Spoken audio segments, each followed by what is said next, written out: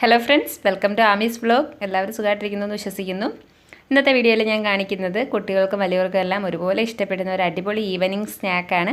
അപ്പോൾ ഇതെങ്ങനെയാണ് തയ്യാറാക്കുന്നതെന്ന് നോക്കുന്നതിന് മുന്നേ ആയിട്ട് നിങ്ങൾ എൻ്റെ ചാനൽ ഇതുവരെയും സബ്സ്ക്രൈബ് ചെയ്തിട്ടില്ല എന്നുണ്ടെങ്കിൽ പ്ലീസ് ഒന്ന് സബ്സ്ക്രൈബ് ചെയ്യുക. ആ ബെല്ലൈക്കൺ കൂടി ക്ലിക്ക് ചെയ്താൽ മാത്രമേ ഞാനിടുന്ന പുതിയ പുതിയ വീഡിയോസിൻ്റെ എല്ലാ നോട്ടിഫിക്കേഷൻസ് അപ്പോൾ കിട്ടുകയുള്ളൂ. ഇനി നമുക്ക് വീഡിയോയിലോട്ട് പോകാം. അപ്പോൾ ഞാൻ ഈ സ്നാക്ക് ഉണ്ടാക്കാനായിട്ട് ഇവിടെ എടുത്തിരിക്കുന്നത് 1 കപ്പ് മാക്രോണിയാണ്. ഇത് സാധാ മക്രോണിയാണ്. നമുക്ക് ഏത് ടൈപ്പ് മക്രോണി വേണേലും ഇതിനായിട്ട് യൂസ് ചെയ്യാം. അപ്പോൾ ഇത് ആദ്യം നമുക്കൊന്ന് കുക്ക് ചെയ്തെടുക്കാം. അതിനായിട്ട് ഞാനൊരു 3 കപ്പ് വെള്ളം എടുത്തിട്ടുണ്ട്. ഇതിലോട്ട് നമുക്ക് 1 ടീസ്പൂൺ ഓയിൽ ചേർത്ത് കൊടുക്കാം. മക്രോണി വെന്ത് കഴിയുമ്പോൾ ഒട്ടിപ്പിടിക്കാതിരിക്കാനാണ് ഓയിൽ ചേർക്കുന്നത്. പിന്നെ മക്രോണിക്ക് ആവശ്യമായിട്ടുള്ള കുറച്ച് ഉപ്പും കൂടി ചേർത്ത് കൊടുക്കാം. ഇനി വെള്ളം നന്നായിട്ടൊന്ന് തിളച്ച് വരണം. വെള്ളം ഇപ്പം നന്നായിട്ട് തിളച്ച് വന്നിട്ടുണ്ട്. ഇതിലേക്ക് നമുക്ക് മക്രോണി ഇട്ട് കൊടുക്കാം. അപ്പോൾ മക്രോണി ഇട്ട ശേഷം പിന്നെ ഒരുപാട് കുക്ക് ചെയ്തെടുക്കണ്ട. ഒരു 7-8 മിനിറ്റ് കുക്ക് ചെയ്തെടുത്താൽ മതി. ഒരു 3/4 ഭാഗത്തോളം വെന്ത് കിട്ടിയാൽ മതി. ഒരു 80% ഒന്ന് വെന്ത് കിട്ടിയാൽ മതി. ഓവറായിട്ട് വെന്ത് പോയാൽ നമുക്കിത് ഫ്രൈ ചെയ്തെടുക്കുമ്പോൾ ശരിയാവത്തില്ല. അപ്പോൾ ഒരുപാട് അങ്ങ് വെന്ത് പോവാതെ ശ്രദ്ധിച്ച് എടുക്കാൻ നോക്കണം.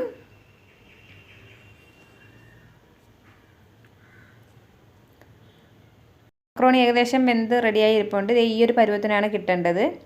ജസ്റ്റ് നമ്മൾ കൈ കൊണ്ടിങ്ങനെ മുറിച്ച് നോക്കുമ്പോൾ മുറിഞ്ഞ് കിട്ടണം. ആ ഒരു പരുവമാണ്. ഇനി നമുക്കിതൊരു സ്ട്രെയിനറിലോട്ട് കോരി മാറ്റാം. ഇതിങ്ങനെ ചൂടോടെ നമ്മൾ സ്ട്രെയിനറിൽ കോരി വെച്ച് കഴിഞ്ഞാൽ വീണ്ടും അതിരുന്ന് ഒന്നും കൂടെ ഒന്ന് കുക്കാവും. അപ്പോൾ അതുകൊണ്ട് കോരി മാറ്റിയ ശേഷം അതിലേക്ക് നമുക്ക് കുറച്ച് തണുത്ത വെള്ളവും കൂടി ഒഴിച്ചു കൊടുക്കാം. അപ്പോൾ അതൊന്ന് തണുത്ത് കിട്ടും വേഗം. ഇനി ഇത് നന്നായിട്ടൊന്ന് വെള്ളം തോർന്ന് കിട്ടാൻ വേണ്ടിയിട്ട് മാറ്റി വെക്കാം.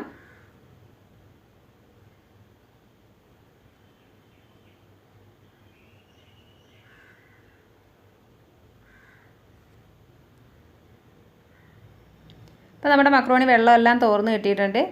ഇനി നമുക്കിതിലേക്ക് കുറച്ച് കോൺഫ്ലോർ ചേർത്ത് കൊടുക്കണം. അപ്പോൾ ഒരു 2 ടേബിൾ സ്പൂൺ കോൺഫ്ലോറാണ് ഞാൻ ചേർക്കുന്നത്. അത് ചേർത്ത് നോക്കിയിട്ട് പോരാൻ തോന്നിയാൽ പിന്നെ കുറച്ചുകൂടെ ചേർത്ത് കൊടുത്താൽ മതി. അപ്പോൾ ഇത് ചേർത്തിട്ട് നമുക്കിത് നന്നായിട്ടൊന്ന് മിക്സ് ചെയ്തെടുക്കണം. അപ്പോൾ കൈ കൊണ്ട് നമ്മൾ ഇളക്കി മിക്സ് ചെയ്യുന്നതിനേക്കാളും ആ പാത്രം ഒന്ന് നന്നായിട്ട് ഇങ്ങനെ തട്ടി കൊടുത്ത് മിക്സ് ചെയ്തെടുക്കുന്നതായിരിക്കും നല്ലത്. ഈ രീതിയിലൊന്ന് മിക്സ് ചെയ്തെടുക്കാം.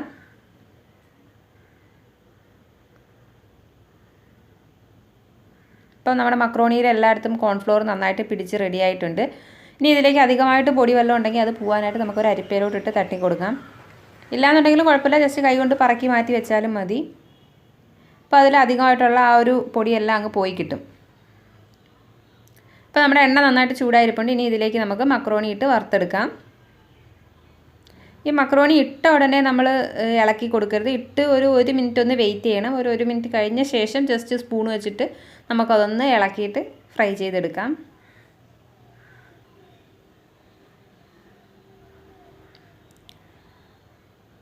ഇനി നമുക്കിത് ചെറുതായിട്ടൊന്ന് ഇളക്കി കൊടുക്കാം. ഇളക്കി കൊടുത്തിട്ട് ഒരു ഗോൾഡൻ കളർ ആകുന്നത് വരെ ഫ്രൈ ചെയ്തെടുക്കണം. ആ ബബിൾസ് ഇങ്ങനെ വരുന്ന ഈ ബബിൾസ് എല്ലാം കംപ്ലീറ്റ് ആയിട്ട് നിന്നിട്ട് നല്ല ഒരു ഗോൾഡൻ കളർ വരുന്നത് വരെ വേണം ഇത് ഫ്രൈ ചെയ്തെടുക്കാൻ.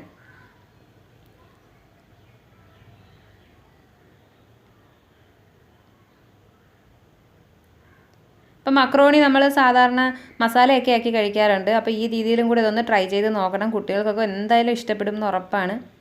ഇപ്പോൾ ഈ ഒരു നിറമാകുമ്പോൾ നമുക്കിത് കോരിയെടുക്കാം. നല്ലൊരു ഗോൾഡൻ കളർ ആയിട്ടുണ്ട്. ഇനി നമുക്ക് സ്ട്രെയിനറിലോട്ട് മാറ്റി വെക്കാം. അത്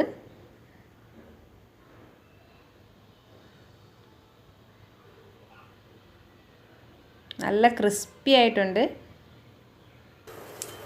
ആ തട്ടുമ്പോൾ നിങ്ങൾക്ക് ആ സൗണ്ട് കേൾക്കാൻ പറ്റും. നല്ല സൗണ്ടുണ്ട്. നല്ല കരിമുരാന്നായിട്ടുണ്ട്. ഇതുപോലെ നമുക്ക് ബാക്കിയുള്ളതും കൂടി ഫ്രൈ ചെയ്തെടുക്കാം.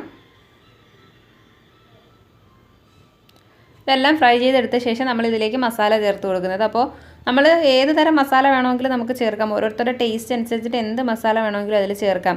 അപ്പോൾ ഞാനിവിടെ ചാറ്റ് മസാലയാണ് ചേർക്കുന്നത്.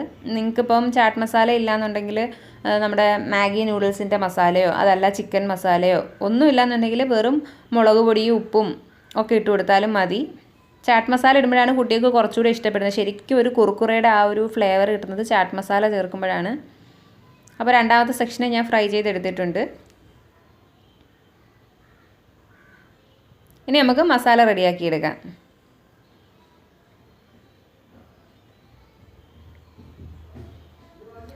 ഞാനിവിടെ ഒരു ടേബിൾ സ്പൂൺ ഒരു ഫുൾ ടേബിൾ സ്പൂണിൽ ഒരു 3/4 ടേബിൾ സ്പൂൺ ചാറ്റ് മസാല എടുത്തിട്ടുണ്ട്. അതിലേക്ക് ഒരു 1/2 ടീസ്പൂൺ മുളക് പൊടിയും കൂടി ചേർത്ത് കൊടുത്തു. അപ്പോൾ ചാറ്റ് മസാലയിൽ ഉപ്പുണ്ടായിരിക്കും, നമ്മൾ മക്രോണി ഉപ്പിട്ട് വേവിച്ചതാണ്. എന്നിരുന്നാലും ഒരു നുള്ളു ഉപ്പും കൂടി ഇതിലേക്ക് ഇട്ട് കൊടുത്തിട്ടുണ്ട്. ഇനി ഇത് നന്നായിട്ടൊന്ന് മിക്സ് ചെയ്തെടുക്കാം. മസാല നന്നായിട്ട് മിക്സ് ആയിട്ടുണ്ട്. ഇനി നമ്മുടെ ഫ്രൈ ചെയ്ത് വെച്ചിരിക്കുന്ന മക്രോണിയിലോട്ട് നമുക്ക് ഈ മസാല ഇട്ട് കൊടുക്കാം.